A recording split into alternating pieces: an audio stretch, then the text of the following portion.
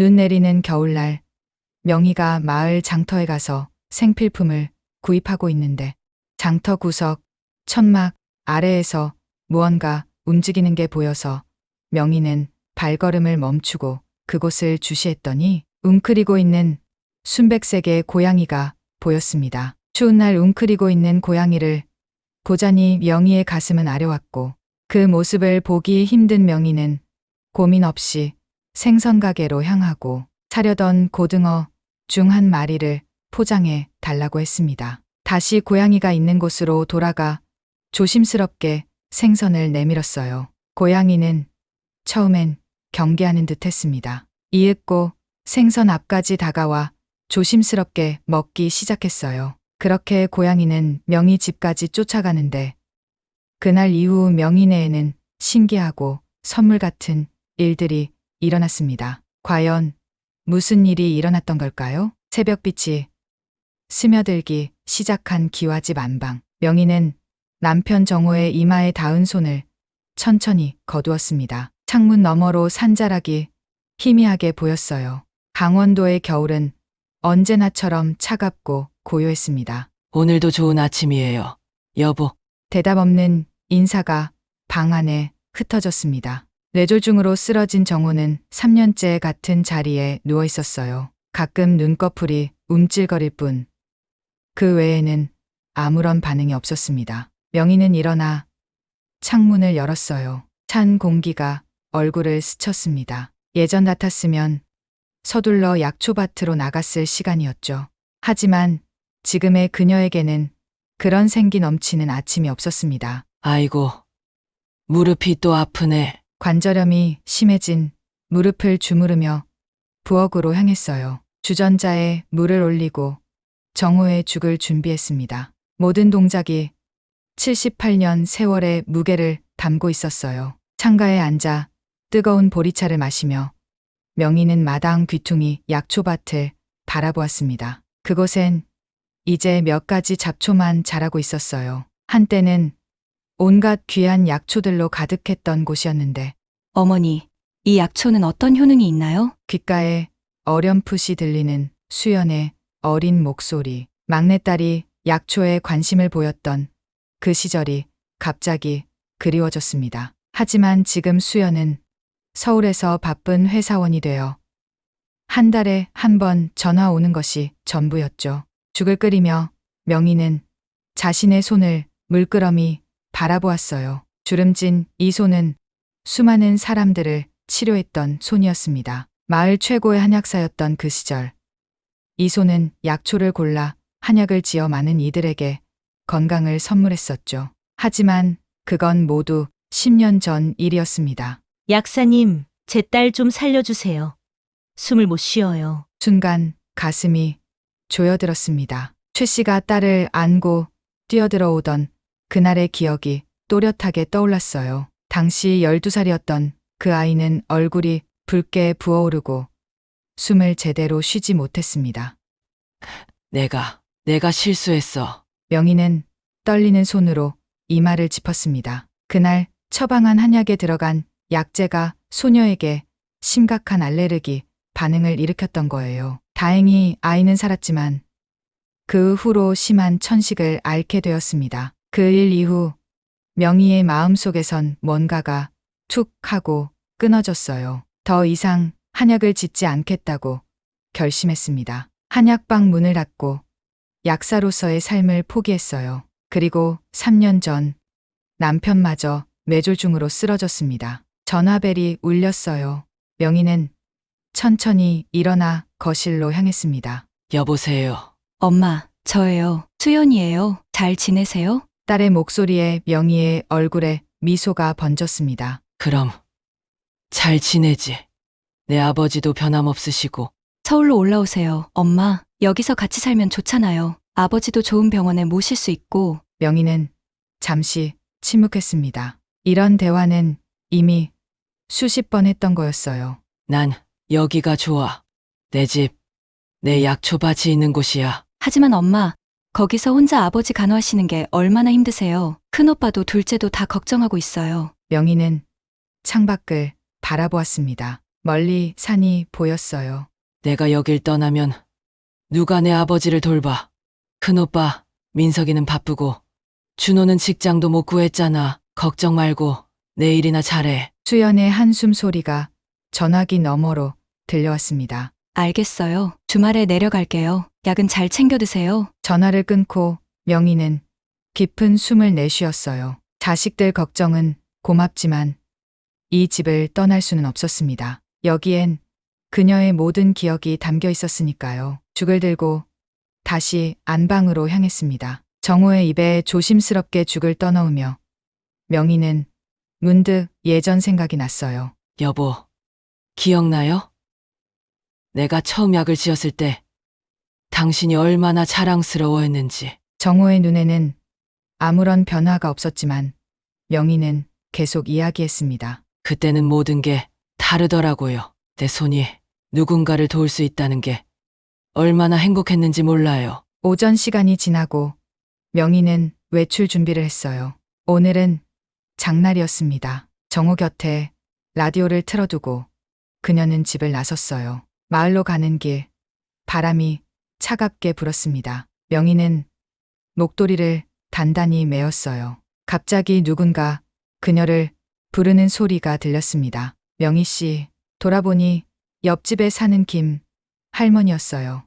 아이고, 김 씨, 장 보러 가세요? 그래, 명희 씨도 장에 가나 보네. 같이 가요. 두 노인은 천천히 마을 방향으로 걸었습니다. 김 할머니가 조심스럽게 물었어요.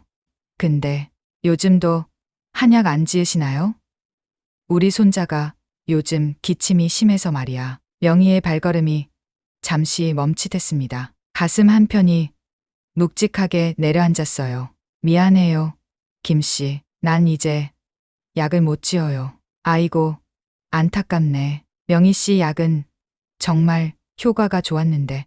마을에 도착하자 시끌벅적한 장터 소리가 들렸습니다. 명희는 필요한 생필품을 하나둘 골랐어요. 문득 누군가의 차가운 시선이 느껴졌습니다. 고개를 들자 최 씨가 서 있었어요. 알레르기 반응을 일으켰던 소녀의 아버지였습니다. 그는 명희를 보자 표정이 굳었어요.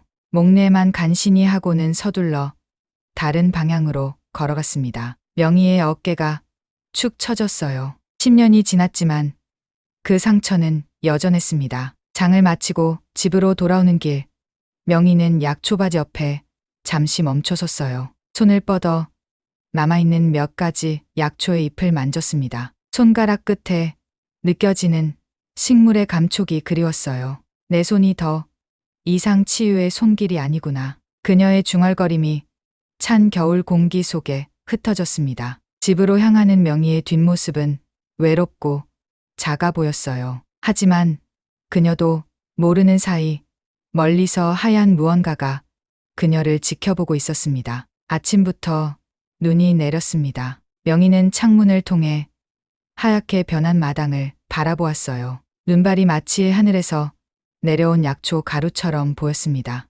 잠시 그 풍경에 넋을 잃었죠. 여보, 오늘은 눈이 왔네요. 정호의 반응 없는 얼굴을 바라보며 명희는 미소 지었어요. 매일 아침 같은 대화를 건네는 것이 그녀의 습관이 되었습니다. 응답이 없어도 말이죠. 부엌에서 죽을 끓이며 명희는 달력을 바라보았어요. 장날이었습니다. 눈이 와도 장은 열렸기에 그녀는 외출 준비를 서둘렀습니다. 두꺼운 외투와 목도리를 단단히 두르고 정호의 이마에 가볍게 입을 맞췄어요. 다녀올게요. 라디오 틀어드릴게요. 마당을 나서는 순간 차가운 공기가 얼굴을 스쳤습니다. 발밑에 눈이 사각사각 소리를 냈어요. 명희는 조심스럽게 걸음을 옮겼습니다. 나이가 들수록 눈길이 두려워졌죠.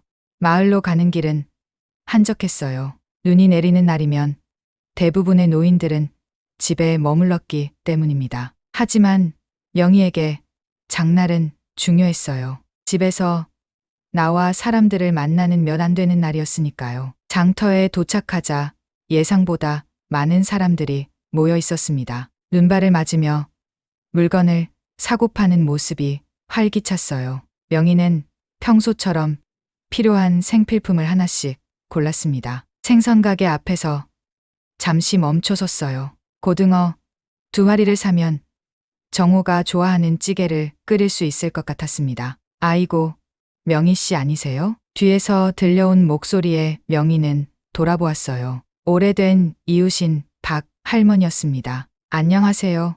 박 씨, 장 보러 오셨네요. 그래.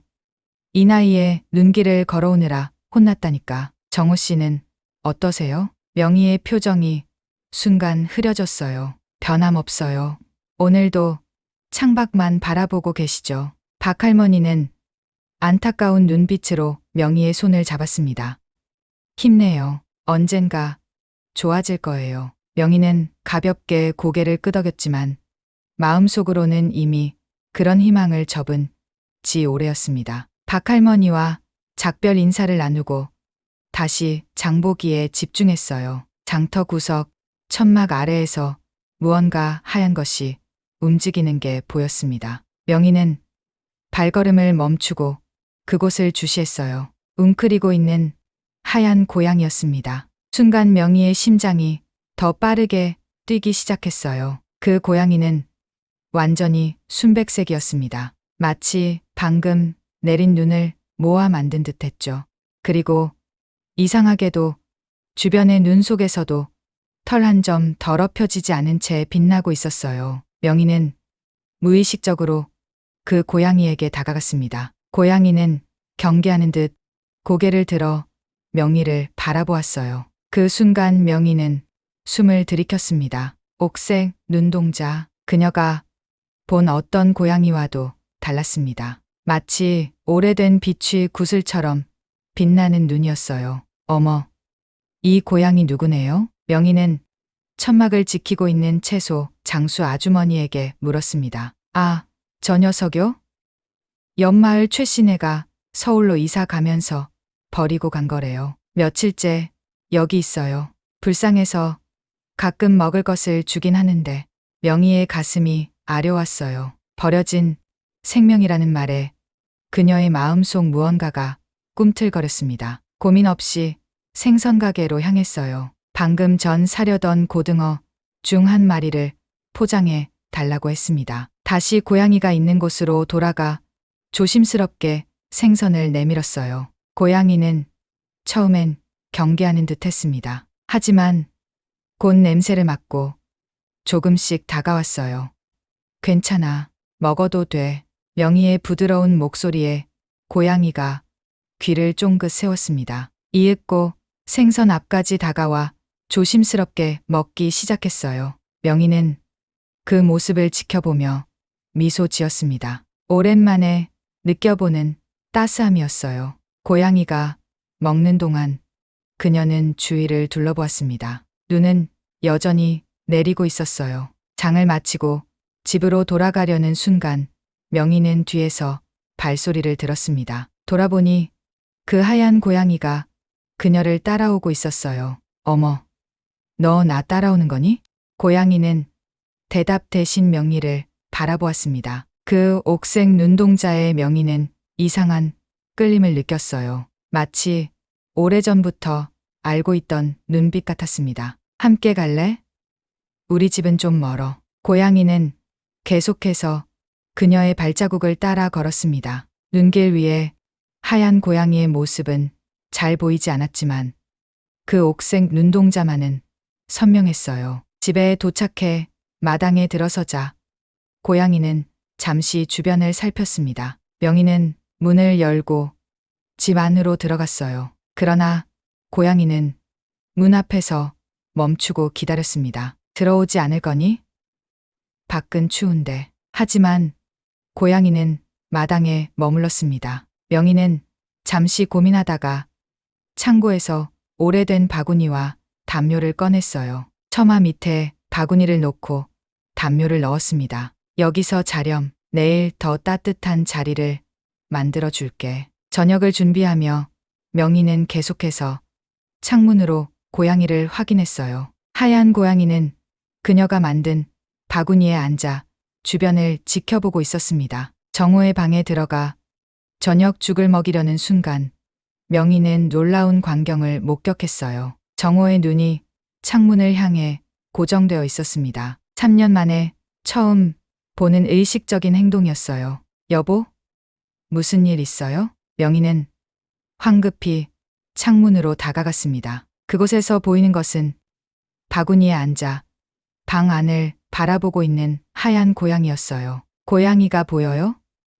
오늘 마을에서 따라온 아이예요. 정호의 입가에 미세한 움직임이 있었습니다. 웃음이라고 하기엔 너무 작은 변화였지만 명희에게는 번개처럼 강렬한 순간이었어요. 가슴이 뛰었습니다.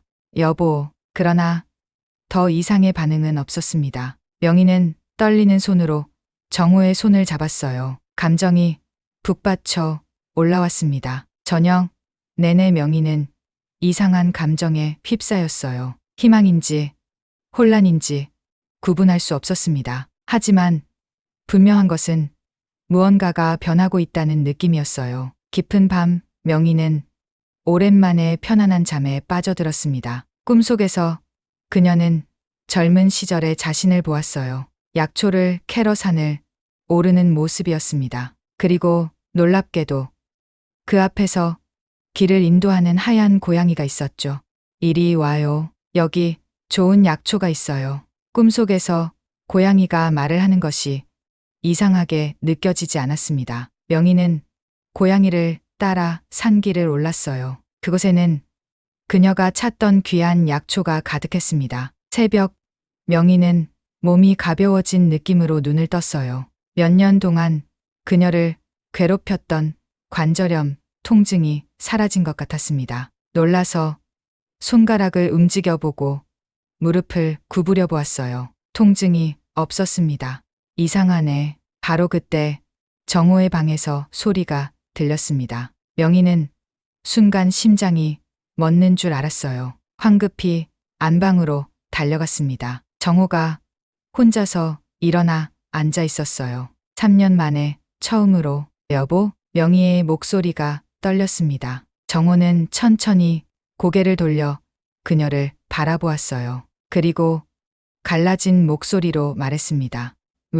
단 한마디였지만 명희에게는 세상의 모든 시를 들은 것 같은 감동이었어요. 눈물이 볼을 타고 흘렀습니다. 황급히 물을 가져와 정호의 입에 조심스럽게 대주었어요. 정호는 천천히 물을 마셨습니다. 명희의 손이 떨리고 있었어요. 바로 그때 창문 너머로 하얀 고양이가 그들을 바라보고 있었습니다. 옥색 눈동자가 아침 햇살에 반짝였어요. 전화벨이 울렸습니다. 명희는 정호의 손을 꼭 쥐었다가 놓고 전화를 받으러 갔어요. 여보세요? 엄마, 나 준호예요. 둘째 아들의 목소리였습니다. 몇 달 만에 처음 듣는 목소리였어요. 준호야, 무슨 일이니? 좋은 소식이 있어요. 제가 드디어 취업했어요. 서울종합병원 행정직으로요. 명희의 입가에 미소가 번졌습니다. 오랫동안 직장을 구하지 못해 힘들어하던 아들이었어요. 정말? 축하한다, 아들. 정말 기쁘구나. 전화를 끊은 명희는 창밖을 바라보았습니다. 하얀 고양이가 마당에서 평온하게 앉아 있었어요. 명희는 이 모든 변화를 생각하며 깊은 숨을 내쉬었습니다. 하얀아, 너는 누구니? 고양이는 그저 옥색 눈동자로 그녀를 바라볼 뿐이었습니다. 하지만 명희는 알 수 있었어요. 무언가 특별한 일이 시작되고 있다는 것을. 하얀이 명희의 집에 온 지 일주일이 지났습니다. 봄을 앞둔 겨울의 끝자락, 햇살은 조금씩 따스해지고 있었어요.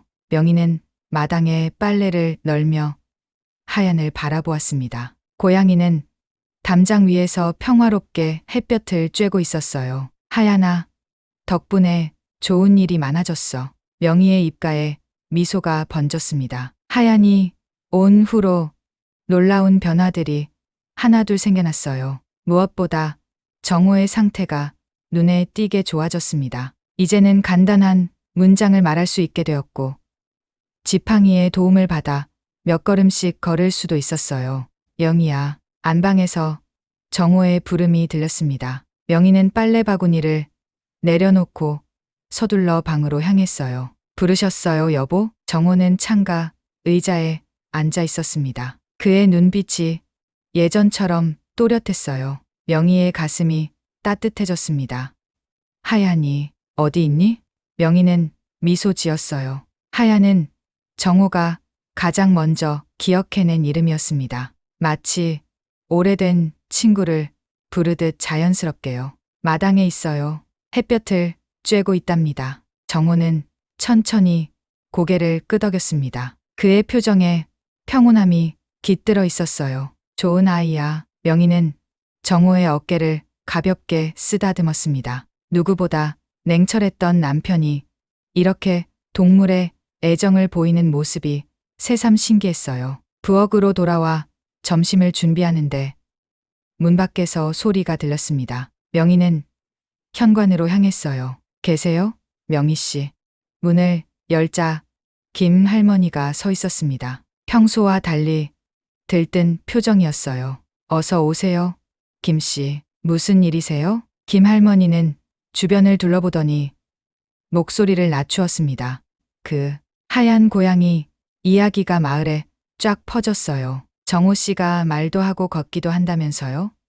정말인가요? 명희는 깜짝 놀랐어요. 마을에 소문이 퍼졌다는 사실이 당황스러웠습니다. 아직 아무에게도 말한 적이 없었거든요. 누가 그런 말을 했나요? 우리 손녀가 며칠 전 우체국에 갔다가 정호 씨가 마당에서 걷는 걸 봤다는 거예요. 그리고 그 하얀 고양이가 옆에 있었대요. 김 할머니의 눈이 반짝였습니다. 옛날부터 하얀 고양이는 영물이라 했어요. 특히 눈동자가 옥색이면 더욱 그렇다고. 명희는 입술을 깨물었어요. 소문이 이렇게 빨리 퍼질 줄은 몰랐습니다. 갑자기 가슴이 조여들었어요. 하얀에 대한 소문이 퍼지면 최 씨 가족이 알게 될 텐데.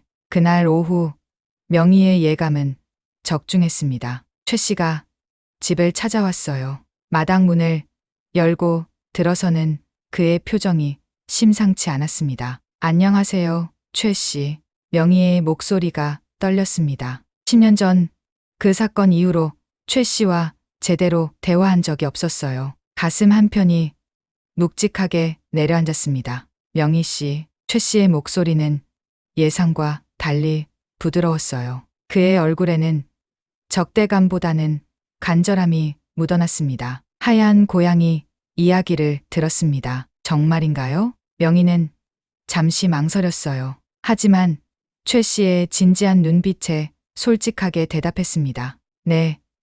일주일 전부터 하얀이가 우리 집에 와 있어요. 최 씨는 깊은 숨을 내쉬었습니다. 우리 소연이가 아직도 천식으로 고생하고 있어요. 요즘 들어 더 심해졌고요.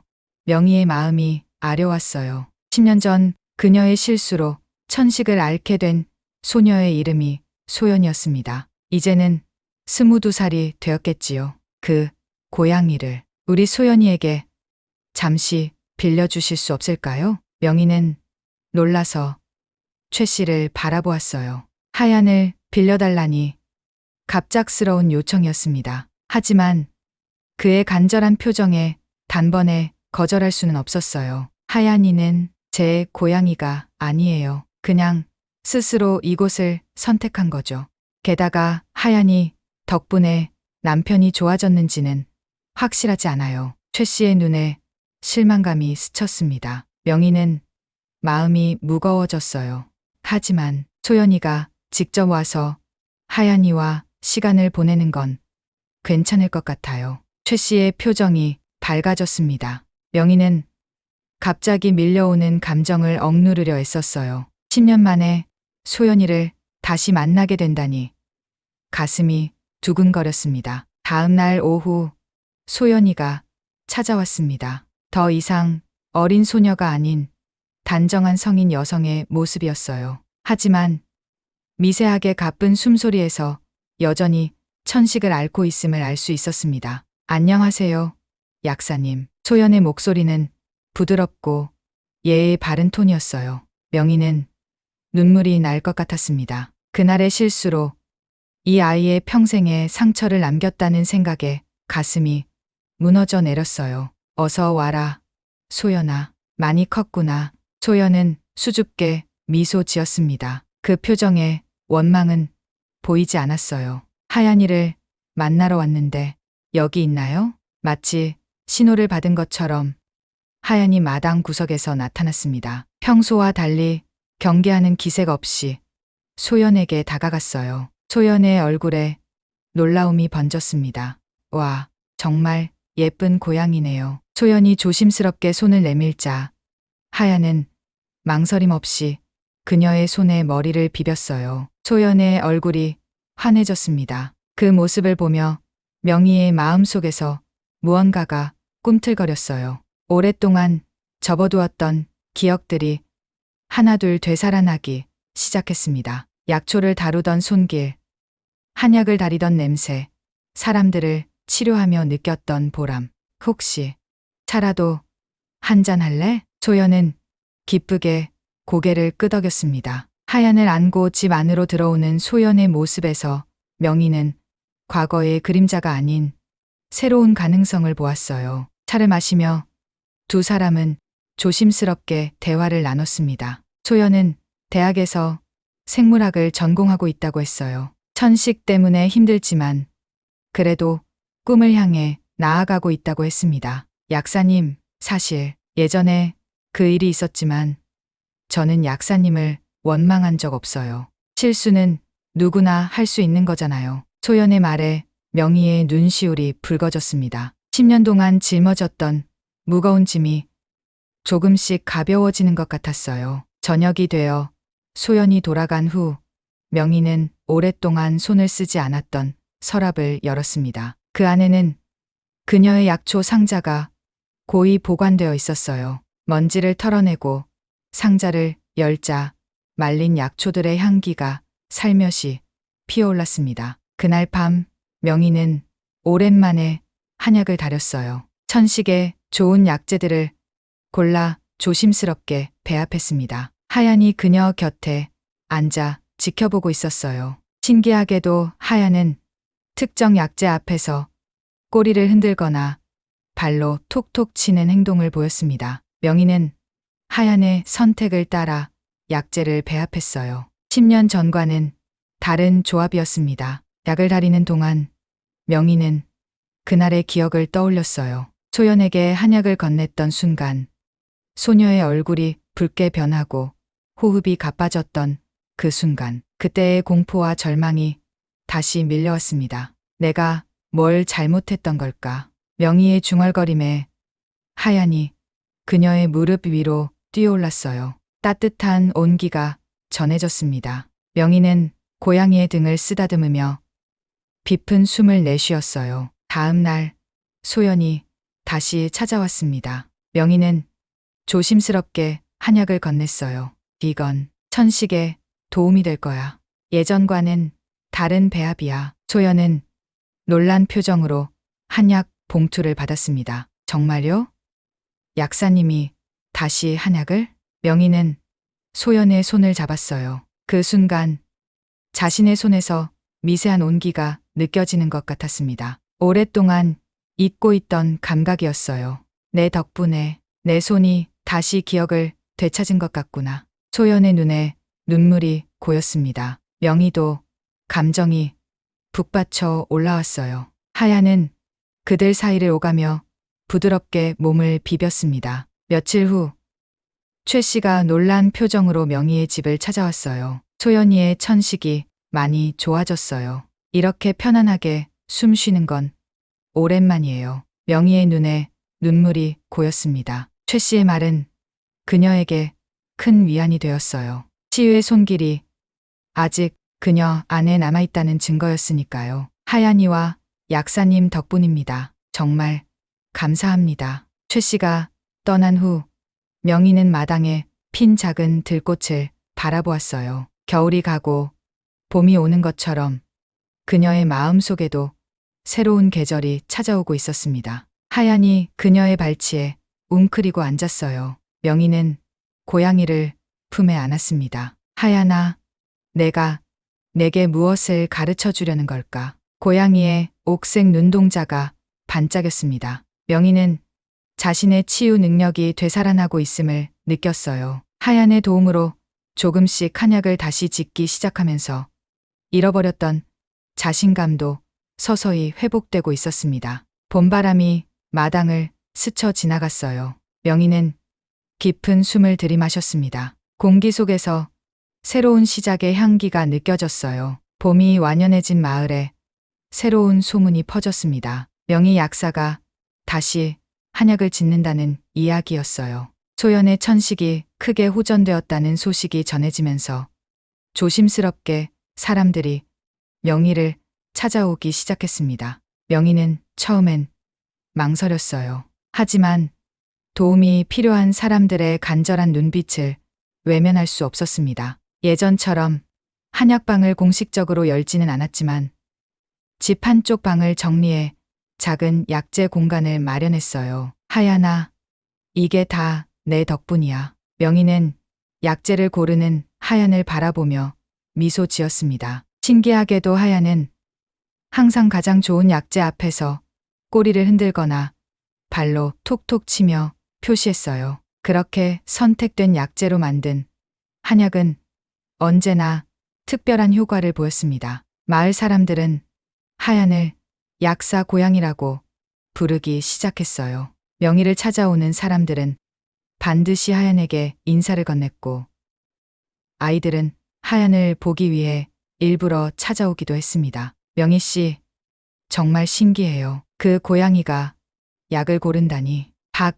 할머니가 말했어요. 그녀의 관절염이 명희의 한약으로 크게 나아진 상태였습니다. 하얀이는 특별한 아이예요. 어쩌면 우리가 모르는 것을 볼 수 있는 것 같아요. 명희의 목소리에는 따스함이 묻어났습니다. 하얀이 온 후로 그녀의 삶은 완전히 달라졌어요. 얼굴의 주름은 여전했지만 눈빛에는 생기가 돌아왔습니다. 정호의 상태도 놀랍게 좋아졌어요. 이제는 집안을 혼자서 걸어 다닐 수 있었고 간단한 대화도 나눌 수 있게 되었습니다. 하얀은 항상 정호의 곁을 지켜주었어요. 여보, 오늘은 어디가 아프세요? 명희가 정호의 약을 챙기며 물었습니다. 괜찮아. 오늘은 좋은 날이야. 정호의 말투는 여전히 느렸지만 또렷했어요. 명희는 가슴 뭉클함을 느꼈습니다. 3년 동안 들을 수 없었던 남편의 목소리가 이제는 일상이 되었으니까요. 소문은 이웃 마을까지 퍼졌습니다. 멀리서도 명희를 찾아오는 사람들이 생겨났어요. 때로는 하루에 5명 이상의 환자를 보기도 했습니다. 명희의 삶에 다시 활기가 돌았어요. 어느 날 저녁 예상치 못한 방문객이 찾아왔습니다. 막내딸 수연이었어요. 엄마, 수연은 현관에 들어서자마자 명희를 꼭 안았습니다. 오랜만에 보는 딸의 모습에 명희의 눈시울이 붉어졌어요. 갑자기 웬일이니? 전화도 없이 오빠한테 들었어요. 엄마가 다시 한약을 짓는다고, 그리고 아버지가 많이 좋아지셨다고요. 사실인가 싶어서 직접 보러 왔어요. 수연의 목소리에는 놀라움과 감동이 섞여 있었습니다. 그녀는 안방으로 들어가 정호를 보고 더욱 놀랐어요. 아버지, 정말 말씀도 하시고 걸으실 수도 있어요? 정호는 따뜻한 미소로 딸을 맞이했습니다. 우리 막내가 왔구나. 수연의 눈에서 눈물이 흘렀어요. 그녀는 아버지의 손을 꼭 잡았습니다. 믿을 수가 없어요. 이게 다 하얀이 덕분이라면서요? 그 고양이는 어디 있어요? 명희는 주변을 둘러보았습니다. 하얀은 보통 손님이 오면 나타나곤 했는데 이상하게도 보이지 않았어요. 조금 전까지 여기 있었는데. 하얀아? 명희는 집 안 곳곳을 찾아보았습니다. 하지만 하얀은 어디에도 없었어요. 수연은 어머니를 도와 마당까지 나가 하얀을 불렀지만 대답은 없었습니다. 괜찮아요, 엄마. 아마 어디 산책이라도 나갔겠죠.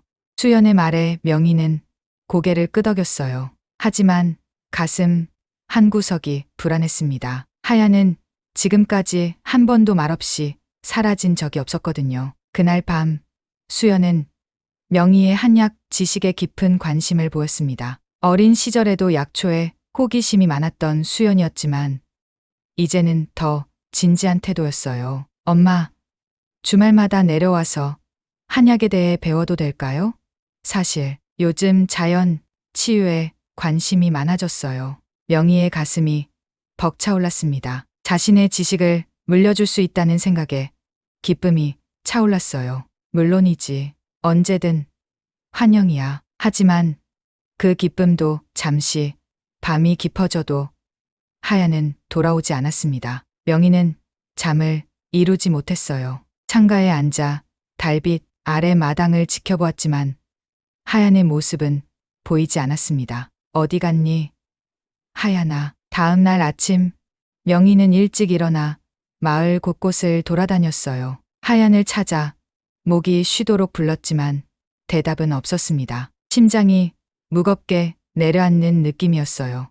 하얀아, 어디 있니? 명희의 외침이 텅 빈 들판에 메아리 쳤습니다. 그녀의 눈에 눈물이 고였어요. 하얀이 그녀의 삶에 얼마나 중요한 존재가 되었는지 이렇게 찾아 헤맬 때서야 깨달았습니다. 집으로 돌아온 명희는 지친 몸을 의자에 기대었어요. 수연이 따뜻한 차를 건네며 위로했습니다. 엄마, 하얀이는 분명 돌아올 거예요. 걱정하지 마세요. 명희는 고개를 끄덕였지만 가슴 한편이 무너져 내리는 느낌이었어요. 마치 소중한 무언가를 다시 잃은 것 같았습니다. 저녁이 되어도 하얀은 돌아오지 않았어요. 수연은 다음 날 서울로 돌아가야 했습니다. 다음 주에 꼭 다시 올게요. 엄마. 그때는 하얀이도 돌아와 있을 거예요. 수연이 떠난 후 명희는 집 안을 정리하기 시작했습니다. 하얀이 늘 누워있던 자리를 정리하다가 이상한 물건을 발견했어요. 낡은 한약 봉투였습니다. 이게 뭐지? 명희는 조심스럽게 봉투를 열었어요. 안에는 오래된 열쇠 하나가 들어 있었습니다. 갑자기 가슴이 두근거렸어요. 이 열쇠는 명희는 황급히 다락방으로 올라갔습니다. 그곳에는 10년 동안 열지 않았던 오래된 약장이 있었어요. 떨리는 손으로 열쇠를 넣고 돌렸습니다. 딸깍하는 소리와 함께 약장이 열렸어요. 약장 안에는 그녀의 어머니에게서 물려받은 비법서가 고이 보관되어 있었습니다. 명희는 조심스럽게 책을 꺼내 들었어요. 먼지가 자욱했지만 그 안에는 귀중한 지식이 담겨 있었습니다. 책장을 넘기다가 명희는 특정 페이지에서 멈추었어요. 그곳에는 10년 전 소연에게 알레르기 반응을 일으켰던 바로 그 약재에 관한 내용이 있었습니다. 이런 명희의 손이 떨렸습니다. 비법서에는 그 약재의 올바른 사용법이 자세히 적혀 있었어요. 특히 특정 체질의 사람에게는 다른 약재와 함께 써야 한다는 중요한 정보가 있었습니다. 눈물이 그녀의 뺨을 타고 흘렀어요. 만약 그때 이 내용을 제대로 알았더라면 소연에게 알레르기 반응을 일으키지 않았을 것입니다. 그것은 완전히 그녀의 잘못만은 아니었어요. 어머니, 이제 알겠어요. 명희는 비법서를 가슴에 안았습니다. 마음속 무거운 짐이 조금씩 가벼워지는 느낌이었어요. 하얀이 그녀를 이 비법서로 인도한 것이 분명했습니다. 창밖으로 달빛이 스며들었어요. 명희는 창가에 서서 밤하늘을 바라보았습니다. 어딘가에 하얀이 있을 거라는 생각에 가슴이 아렸지만 동시에 깊은 감사함도 느꼈어요. 고마워, 하얀아. 내가 내게 찾아준 선물을 소중히 간직할게. 그날 밤 명희는 오랜만에 편안한 잠을 잤습니다. 꿈속에서 하얀이 그녀를 산길로 인도했고 그곳에는 갖가지 약초가 피어 있었어요. 하얀은 그녀에게 고개를 끄덕이더니 빛 속으로 사라졌습니다. 다음 날 아침 명희는 새로운 결심을 했어요. 한약방을 정식으로 다시 열기로 한 것입니다. 비록 하야는 사라졌지만 그가 남긴 선물 덕분에 그녀는 진정한 치유의 길을 다시 찾을 수 있었습니다. 명희는 예전에 사용하던 한약방 간판을 꺼내 먼지를 털어냈어요. 명희당이란 글자가 햇빛에 반짝였습니다. 그녀는 잠시 생각하더니 붓을 들어 간판을 수정했어요. 하얀당. 그렇게 명희는 하얀의 이름을 딴 한약방을 다시 열었습니다. 하얀은 사라졌지만 그가 남긴 선물은 명희의 손을 통해 계속해서 사람들에게 전해질 것이었어요. 마당에 봄꽃이 피어나기 시작했습니다. 명희는 약초밭을 정리하며 미소 지었어요. 상실의 아픔은 여전했지만 그 속에서 새로운 발견의 기쁨이 자라고 있었습니다. 하얀이 사라진 후 6달이 지났습니다. 늦가을의 차가운 바람이 마을을 스쳐 지나갔어요. 명희의 한약방 하얀당은 이제 마을에서 가장 번창하는 곳이 되었습니다. 멀리서도 사람들이 찾아올 정도로 명희의 한약은 명성을 얻었어요. 명희는 창가에 서서 낙엽이 떨어지는 마당을 바라보았습니다. 가을빛이 아름다웠어요. 그녀의 얼굴에는 평온함이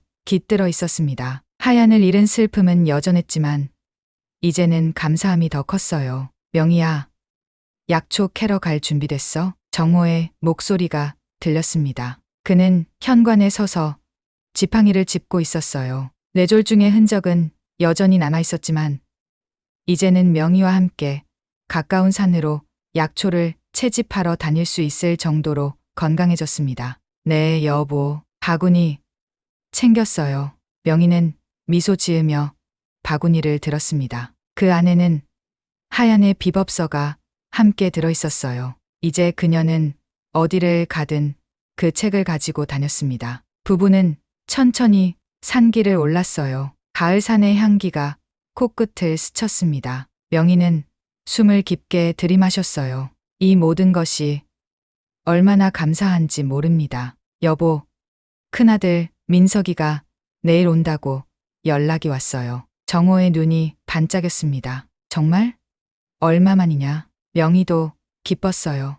바쁜 회사 일로 좀처럼 고향에 내려오지 못했던 큰아들이 휴가를 내서 방문한다는 소식이었습니다. 준호는 이미 인근 도시로 이사해 주말마다 찾아왔고 수연은 한약 공부를 위해 한 달에 2번씩 내려왔어요. 가족이 다시 모이게 되네요. 명희의 목소리가 살짝 떨렸습니다. 감정이 북받쳐 올랐어요. 하얀이 오기 전까지만 해도 상상할 수 없었던 일이었습니다. 집으로 돌아오는 길, 마을 어귀에서 최 씨를 만났어요. 그는 명희를 보자 환하게 웃었습니다. 약사님, 좋은 소식이 있어요. 최 씨의 얼굴이 기쁨으로 가득했습니다. 명희는 발걸음을 멈추었어요. 소연이의 천식이 완전히 나았어요. 의사 선생님도 놀라셨대요. 이제 약을 먹지 않아도 된대요. 명희의 눈에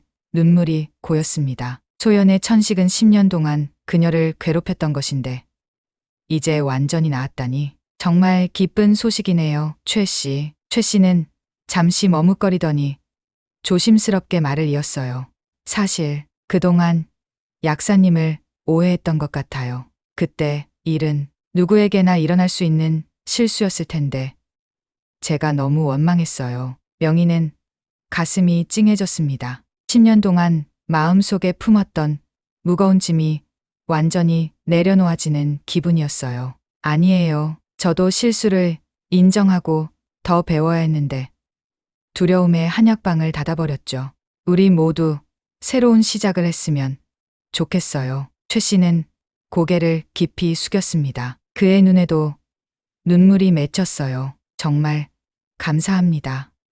하얀이 꼭 다시 돌아오길 바랍니다. 명희는 미소 지었어요. 하얀에 대한 이야기가 나올 때마다 가슴 한쪽이 아렸지만 이제는 받아들일 수 있었습니다. 다음 날 명희의 집은 오랜만에 활기찼어요. 민석이 아내와 아이들을 데리고 방문했고 준호와 수연도 모였습니다. 정호는 손자들과 이야기하며 눈을 반짝였어요. 저녁 식사 자리에서 민석이 조심스럽게 말을 꺼냈습니다. 어머니, 서울에 있는 한의원에서 어머니를 모시고 싶어 해요. 어머니의 처방이 유명해졌거든요. 명희는 놀랐어요. 자신의 한약이 서울까지 알려졌다니 믿기지 않았습니다. 아니, 난 여기가 좋아.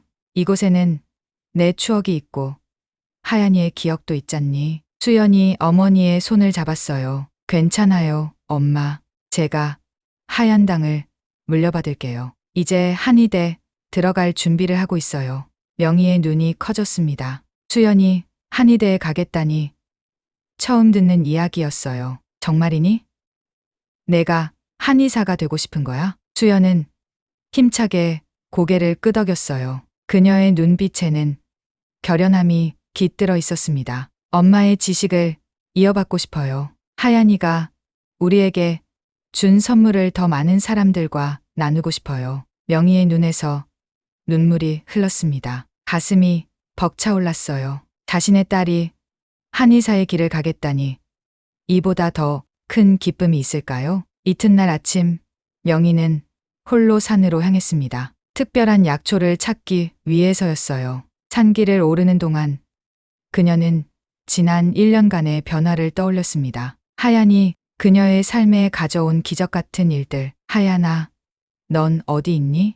산 정상 가까이 올라갔을 때 명희는 발걸음을 멈췄어요. 멀리서 흰 무언가가 움직이는 것이 보였습니다. 가슴이 쿵쾅거렸어요. 하얀이? 하얀 고양이가 바위 위에 앉아 있었습니다. 그 옥색 눈동자가 명희를 향했어요. 틀림없었습니다. 하얀이었어요. 명희는 달려가려 했지만 순간 하얀이 몸을 돌려 산 너머로 사라졌습니다. 명희는 그 자리에 멈춰 섰어요. 가슴이 아팠지만 동시에 이상한 평화가 느껴졌습니다. 하얀이 있던 자리로 다가가자 특별한 하얀 꽃이 피어 있었어요. 명희는 그런 꽃을 본 적이 없었습니다. 조심스럽게 꽃을 만졌어요. 꽃잎에서 은은한 향기가 퍼졌습니다. 이건 명희는 그 꽃을 조심스럽게 채취했어요. 집에 돌아와 비법서를 확인해 보니 이런 꽃에 대한 기록은 없었습니다. 직감적으로 그녀는 이 꽃을 한약재로 사용해 보기로 했어요. 그 꽃으로 만든 한약은 놀라운 효과를 보였습니다. 특히 오랜 병을 앓던 사람들에게 기적 같은 회복을 가져다 주었어요. 명희는 이 특별한 약재를 하얀의 꽃이라고 이름 지었습니다. 세월이 더 흘러 명희의 80번째 생일이 되었어요. 가족들과 마을 사람들이 모여 축하해 주었습니다. 명희는 행복했어요. 정호는 그녀 곁에서 건강한 모습으로 앉아 있었고 자식들과 손주들도 모두 모였습니다. 놀랍게도 최 씨 가족도 축하 자리에 참석했어요. 소연은 이제 완전히 건강한 모습이었습니다. 그녀는 선물 봉투를 명희에게 건넸어요. 약사님, 제가 특별한 소식을 전하고 싶어요. 모두의 시선이 소연에게 향했습니다. 그녀는 봉투를 열어보라고 했어요. 명희가 열어보니 서울대 한의학과 합격증이었습니다. 저도 할머니처럼 많은 사람들에게 도움을 주는 한의사가 될 거예요. 명희의 눈에서 눈물이 흘렀습니다. 소연을 꼭 안아주었어요. 내가 정말 자랑스럽구나, 소연아. 그날 밤 모두가 돌아간 후 명희와 정호는 마당에 마와 별을 바라보았습니다. 가을밤 하늘은 맑고 별이 총총했어요. 저기 봐요, 여보. 저 별 유난히 밝네요. 정호가 가리킨 방향에는 유독 밝게 빛나는 하얀 별이 있었습니다. 마치 옥색 빛을 띤 것 같았어요. 하얀이 우리를 지켜보고 있어. 정호의 또렷한 목소리에 명희는 깜짝 놀랐습니다. 그리고 이내 미소 지었어요. 맞아요. 하얀은 항상 그들과 함께 있었습니다. 명희는 문득 깨달았어요. 하얀이 가져다 준 진정한 선물은 단순한 신체적 치유가 아니었습니다. 그것은 잃어버렸던 자신감과 가족의 사랑, 그리고 화해와 용서의 기회였어요. 하얀은 그녀의 삶에 빛을 되돌려준 것입니다. 다음 날 아침, 영희는 일찍 일어나 하얀 방으로 향했습니다. 한약방 간판에 그려진 하얀 고양이 그림이 아침 햇살에 반짝였어요. 이제 이 한약방은 수연이 물려받아 더 발전시킬 것입니다. 한약방에 들어서자 어린 손녀가 달려와 안겼어요. 할머니, 하얀 고양이 이야기 또 들려주세요. 명희는 손녀의 머리를 쓰다듬었습니다. 그럼 들려줄게. 옛날 옛적에 하얀 고양이가 있었단다. 그런데 그건 평범한 고양이가 아니라 마법 같은 힘을 가진 특별한 고양이였지. 아이의 눈이 반짝였어요. 명희는 미소 지었습니다. 하얀의 이야기는 이제 마을의 전설이 되어 대대로 전해질 것입니다. 창밖으로 바람이 불어왔어요. 명희는 문득 그 바람 속에서 고양이의 울음소리를 들은 것 같았습니다. 하지만 그건 아마도 그녀의 상상이었겠지요. 또는 어쩌면 명희는 미소 지으며 손녀와 함께 하얀의 이야기를 계속 들려주었습니다. 창가에 놓인 화분에는 하얀의 꽃이 하얗게 피어 있었어요. 그리고 그 꽃잎 위로 햇살이 비치며 마치 옥색 눈동자처럼 반짝였습니다.